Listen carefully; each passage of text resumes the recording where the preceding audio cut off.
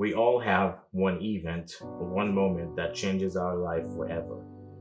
For some, it is the wedding day, the day the first child was born, the day they got their dream job. Unfortunately, for some, that event is something they don't want to talk about. For me and millions of Haitians around the world, that day was when a 7.0 magnitude earthquake struck Haiti. January 12th was the day that literally changed my life completely. It started out like as a normal day.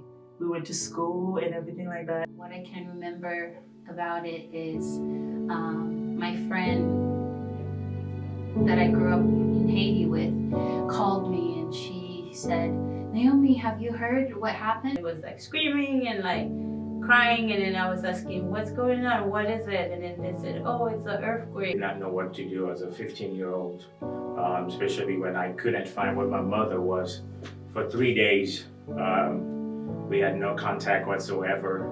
That day was very, very scary, and honestly, like I would say like it was the worst day of my life.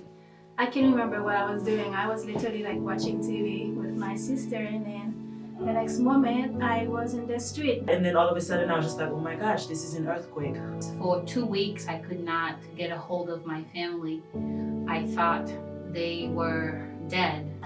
One thing I remember that I was really shocked to me, I was like working like jumping dead body, like I was playing tic-tac-toe. It's like jumping dead body and looking at them, is that my mom? Looking, is that my mom? And none of them were that my mom. As a 15-year-old, I saw things that I don't think anybody should see during their lifetime. For like a week, when I went on the internet, that's all I see. A lot of people are mourning, and it was a speechless week and experience. This subject is not something that I like to talk about. It's something that I don't talk about often, but also something that needs to remember.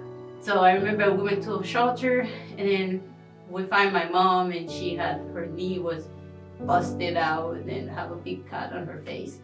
But I remember that day I was like, God, thank you. She did not die. None of my family was not dead at that time. I know it was something bad, but I felt like the Lord turned it around for something good. So that earthquake was very tragic and just sad to even think about. But I'm thankful because if it wasn't for that earthquake, I wouldn't be here today. Every time the year comes by, we remember those who have passed on and lost their life. I just pray that God's peace will be over you guys, and just that you can feel His love.